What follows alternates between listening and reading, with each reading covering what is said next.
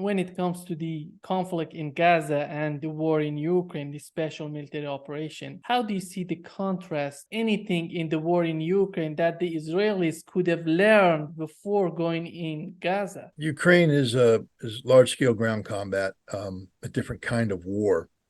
But there are some lessons. And I come at this question from this perspective. There are Russian officers who have been involved in this in the conflict from the get-go, in the conflict in Ukraine. They were involved in Mariupol, which was urban warfare.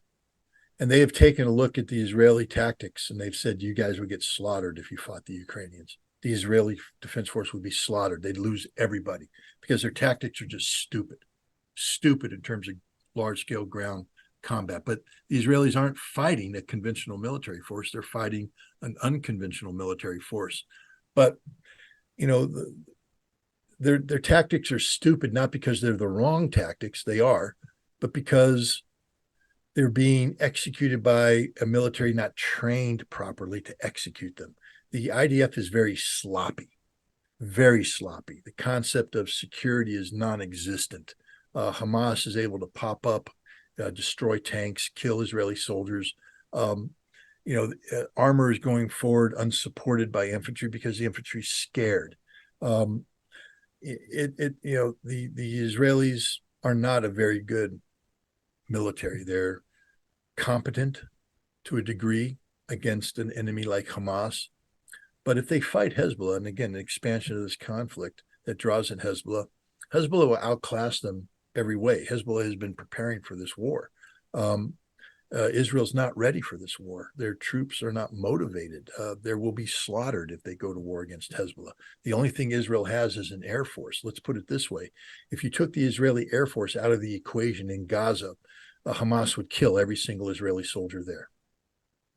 That's the truth, because the Israelis just aren't that good. Is the Netanyahu administration looking for capturing Gaza in totality? The humanitarian pause was a defeat for Netanyahu. Remember, the Netanyahu government said there will be no ceasefire, and they aren't going to exchange prisoners for hostages, that they're there to defeat Hamas, defeat them politically, militarily, and they were unable to do that. And the implementation of the Dahiyad doctrine, this collective punishment, and you combine that with, again, we have to deal with another reality here. What Israel knew about Hamas in Gaza is no longer at play. Hamas, when they attacked on October 7th, captured the computer servers containing the Israeli intelligence about their assets inside Gaza. So Israel went blind in terms of human resources. They attacked the Unit A200 signals intelligence platforms. Israel went blind in terms of intercepting communications. So what Israel thought they knew about Gaza changed overnight. When they went in on October 7th, 8th, 9th, and thereafter, they're going in blind. They have to start all over. And how does Israel do this? Through an over-reliance of artificial intelligence. They have a targeting algorithm that they've developed where they've linked each house in Gaza to a specific outcome for Hamas. It doesn't mean that they're going to achieve it, but if you hit this house, this is what it does to Hamas. And they also know that this is how many civilian casualties will be accrued. So there is no, this is collateral damage. We had no idea so many people would die. This is deliberate murder based on target. It's called the gospel. I think the Jewish term is hasbara or something of that nature. That's in play today. This is mass murder,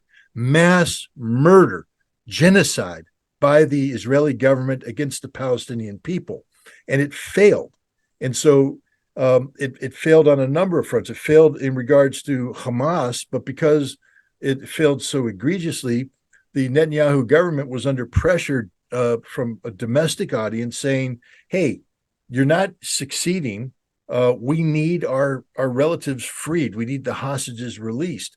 The entire world reacted to this collective punishment, this indiscriminate bombing with horror, millions of people in the streets. The United States State Department, filed a memorandum, internal memorandum, a dissent memorandum saying the policies of the Biden administration are destroying the credibility and viability of America abroad.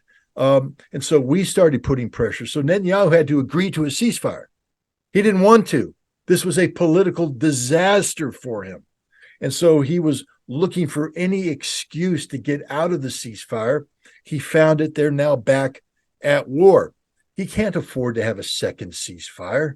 That would be the end of him politically. But he's failing militarily. As we speak, the Netanyahu government is being, the IDF, is being defeated in certain areas of Gaza. They've had to retreat from certain areas in Gaza because of the casualties they've taken. This is hugely demoralizing for their military. So Netanyahu is and his government are in a very dire straits in terms of their domestic political reality. There's nothing they can do to change the fact that Netanyahu's political days are over. He is the problem, not the solution. He will be removed from power, either from pressure from the United States or pressure from domestic, or both. But we need to stop talking about what Israel wants right now. Israel doesn't want anything. Netanyahu wants everything. He needs to be removed and a new, more legitimate Israeli government in place that speaks on behalf of the majority of the Israeli population, then can speak about what they want. They may not change their policies. Who knows? But I think, realpolitik will set in, and the Israelis are going to have to make adjustments. Economically, they cannot sustain this fight indefinitely. With hundreds of thousands of reservists mobilized who are no longer participating in the economy, with tens of thousands of Israeli citizens displaced from not only around Gaza, but in the north, forced to be resettled, no jobs. They're living off of the support provided by the Israeli government. The economy is faltering. Hundreds of thousands of Israeli Jews are fleeing Israel for more stable locations. This is a strategic defeat, a disaster for Israel, that if they can't find the way to defeat Hamas, and I don't believe they can, you can't defeat an ideal, especially one that resonates so strongly amongst not only the Palestinian people, but the entire world. It can't be defeated by Israel. So I think Israel won't get what it wants out of this war. We have to understand that they did not initiate this conflict. They didn't want this conflict. They weren't expecting this conflict. The Netanyahu government on October 6th had a policy that was predicated on the normalization of relations with Saudi Arabia, the initiation of this new economic-based conception that was described by Joe Biden and Benjamin Netanyahu. Biden announced it during the G20 meeting in India, talked about the India-Middle East Economic Corridor. Benjamin Netanyahu bragged about it during his presentation to the General Assembly in the United Nations. This was the direction that Israel was going. Israel was also, under the Netanyahu government, making sure that there would never be a two-state solution, never be a Palestinian state. They were in the process of expanding operations to create new settlements in the West.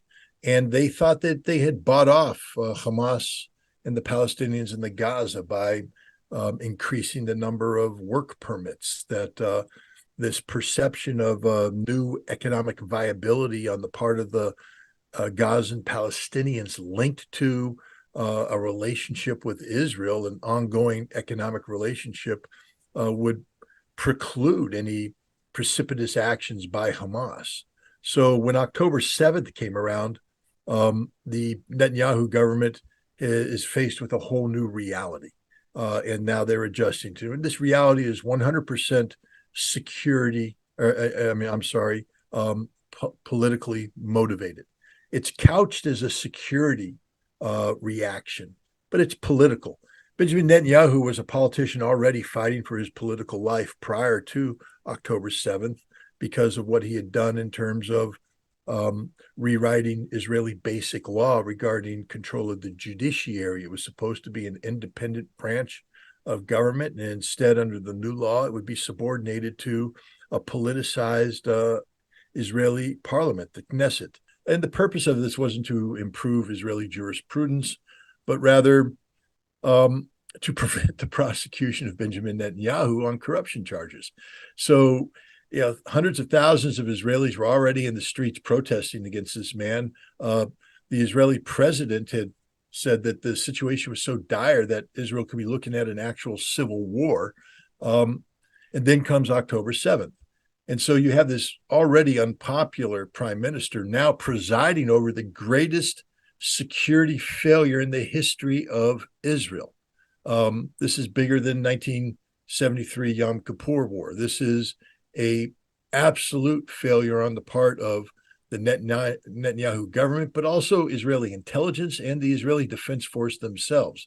And so the entire leadership of Israel is at risk of losing political viability, meaning that they should and could possibly be removed from power at any moment.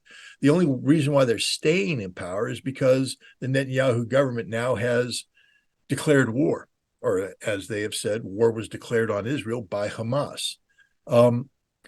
And if you're in for a dime, you might as well be in for a dollar. So if you're going to go to war with Hamas, now you articulate goals and objectives that reflect this war status. And you say that Israel is going to destroy not only the military aspects of Hamas, the organizational structures of Hamas, but politically, Hamas will be eliminated. Hamas will never again rule Gaza. And if you look at it from that standpoint, Israel has failed across the board.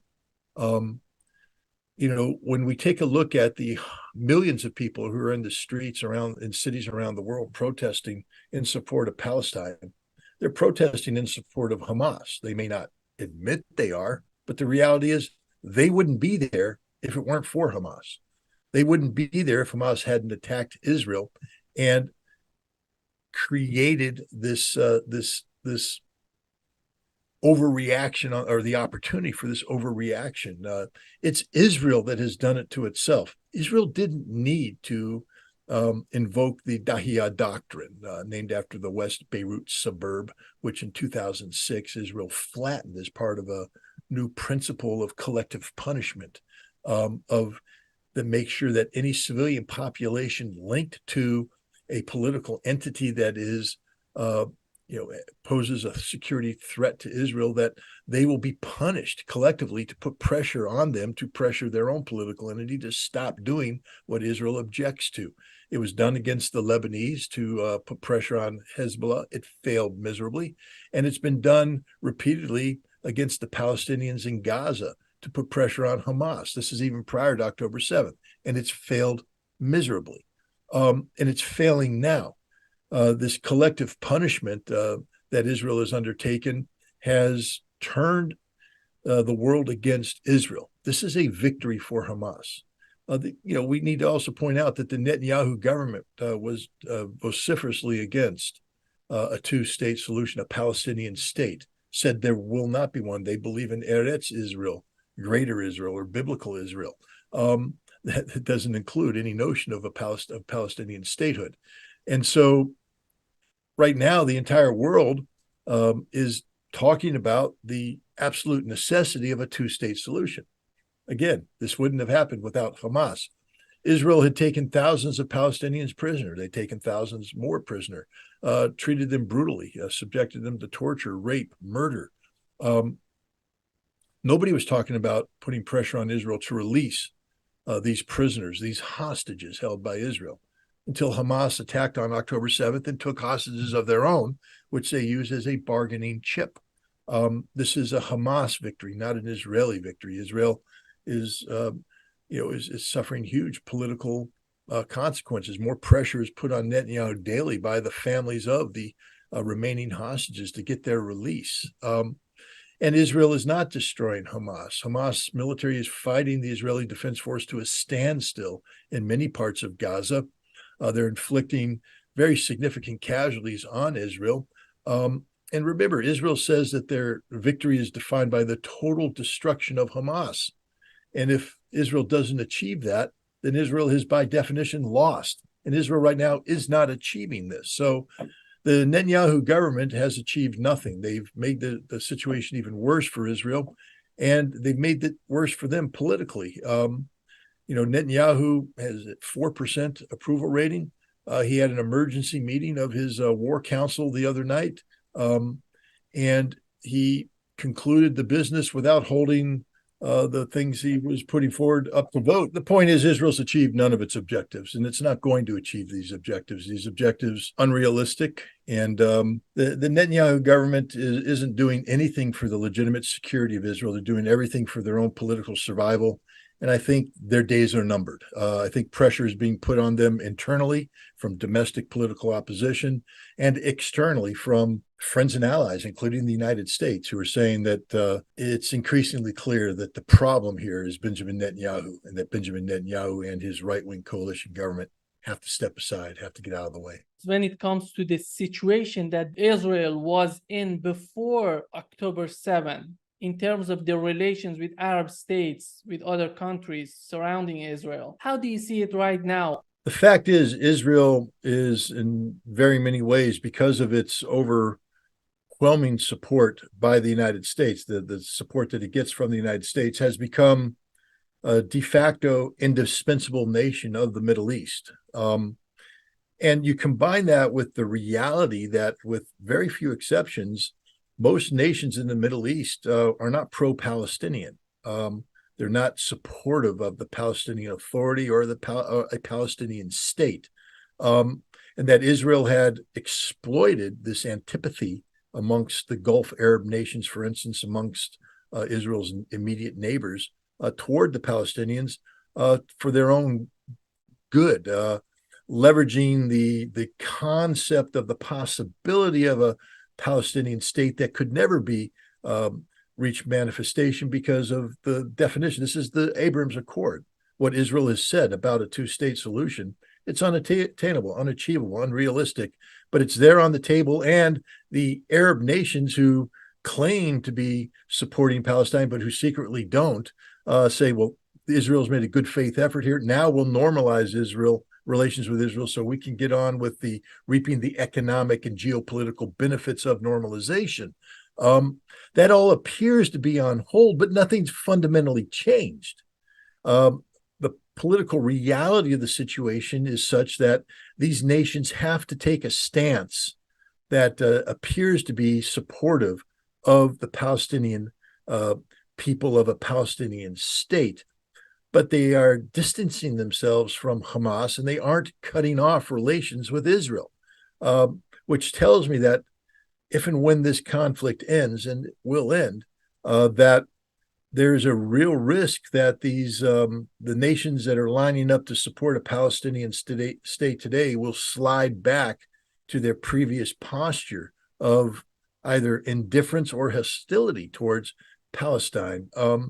And this will be to the benefit of Israel. Now, the longer this conflict goes on, and the deeper the damage that Israel is doing to itself in terms of its how the world perceives it, could create a new political dynamic, a new political reality amongst these Arab states. And if that happens, then there will be a Palestinian state. There's no doubt in my mind. But if this conflict is brought to an end, and then the cause of a Palestinian state goes into endless negotiations by people who really don't have the best interests of Palestine in mind, we could find ourselves returning to square one, which then brings up Hamas, which is not going to quit until there is a Palestinian state.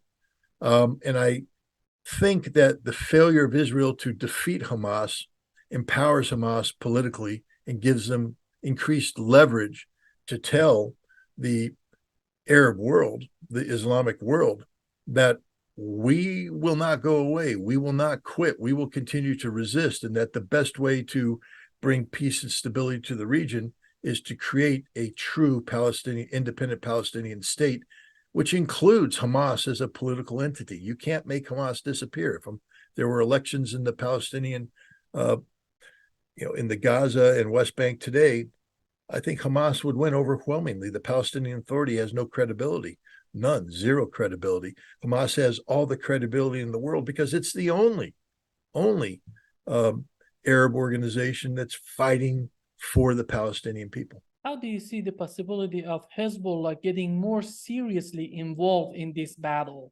Is that possible, in your opinion? Oh, of course it's possible. It's even likely, given what Hezbollah has done is it has maintained a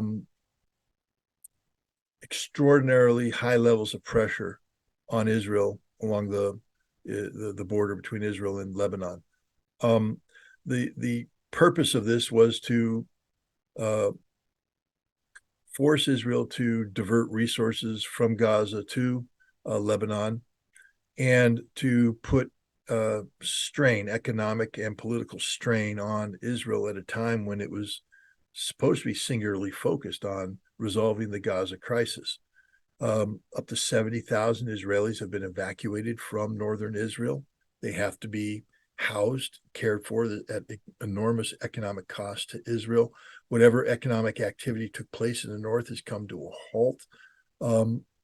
So that's an unsustainable reality that Israel can't just allow to occur. And Hezbollah keeps ratcheting up the pressure. Israel right now has confronted Benny Gantz, the Minister of War, has come out and said that Israel has no choice but to turn its attention to Lebanon to compel Hezbollah to withdraw from the border. This is suicidal. Lebanon is as prepared for whatever Israel is going to do as Hamas was prepared for Israel. And Hezbollah is an organization that has far more military capacity than Hamas. It will be fatal for Israel to expand this conflict. And I think that's why it might not happen, is that the Israelis know that if they engage decisively with Hezbollah, they will suffer a decisive defeat.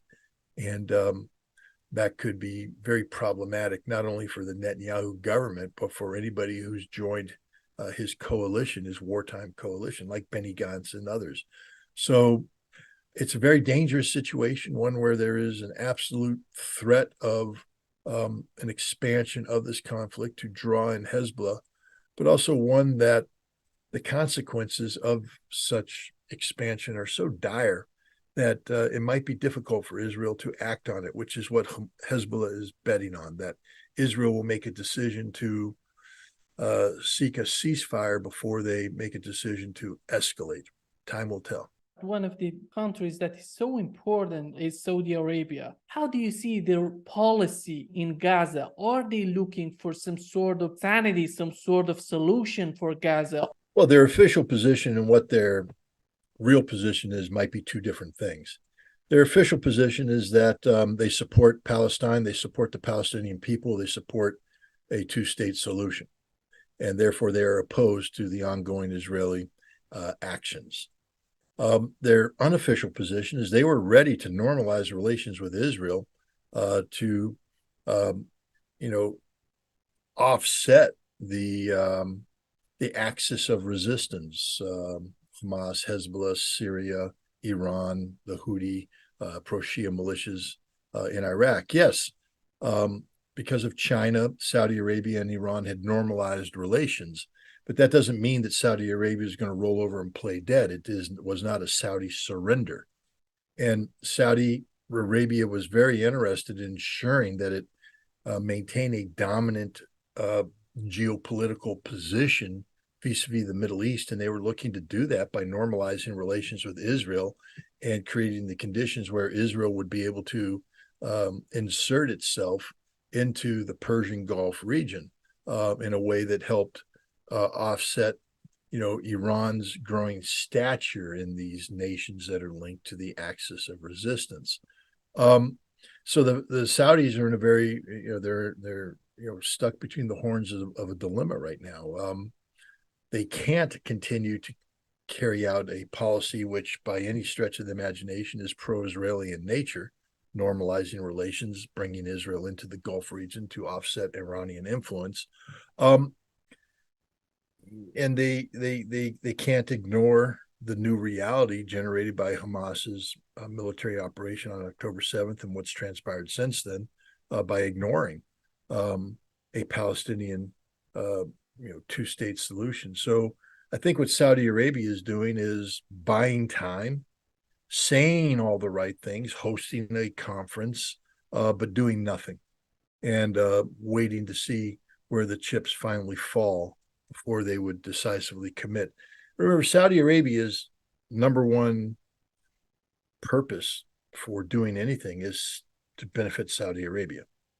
So they're not going to be looking for something that brings about in and of its own right regional peace and security. They're going to be looking for something that benefits Saudi Arabia. It may be something that benefits regional peace and security, but it may be something different. Saudi Arabia has a vision. I think they call it Vision 2030, about a new Saudi Arabia, new economic realities, new social political realities, and that's the direction that MBS is taking Saudi Arabia, and they cannot support anything that threatens that vision, because that vision is about a redefining of Saudi Arabia.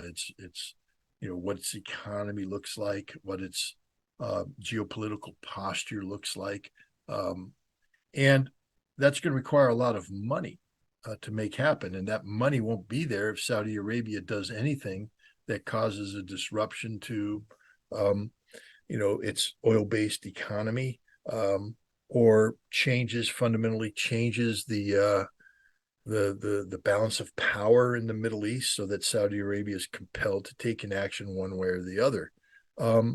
So this is a very, very dangerous situation, and one can always hope that the Saudis find a way to navigate their way through these troubled waters. I think it's important to point out that Israel wasn't the only nation taken surprise by Hamas's attack on October 7th. Saudi Arabia was taken by surprise, and Iran was taken by surprise. Prior to October 7th, Iran and Saudi Arabia were working together to create regional stability based upon, the emphasizing diplomacy over military confrontation. They had exchanged ambassadors, and they were, moving forward in a very coherent fashion to achieve, I think, their collective desire for regional stability. After October 7th, both Saudi Arabia and Iran are struggling to catch up to the reality of what happened. Iran certainly doesn't want a larger regional war. Iran doesn't want to be drawn into the fighting.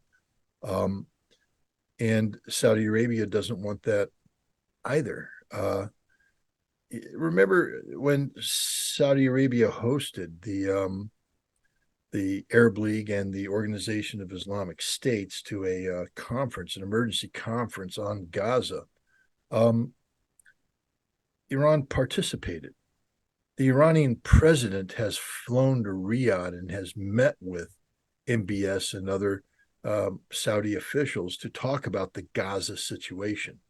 So I think what we're seeing here is that Iran and Saudi Arabia are making sure that whatever transpires vis-a-vis Israel and Hamas, that their relations will remain on track in terms of, positive interaction, conflict avoidance, peacemaking, and joint economic prosperity. So I think you're going to see the Iranians and the Saudis, working together to keep this conflict contained to Gaza and Gaza alone. It's a very difficult challenge. Look at the Houthi; they've basically expanded the entire Red Sea into a combat zone. and the support that Iran provides to the Shia militias in Iraq and Syria, that Iran provides to Hezbollah. This is real. But I don't think neither Iran nor Saudi Arabia are going to lose strategic focus. And the strategic focus right now is determined more by the peacemaking of China in bringing about a rapprochement between these two countries than how Iran and Saudi Arabia are reacting to what Israel's doing in Gaza.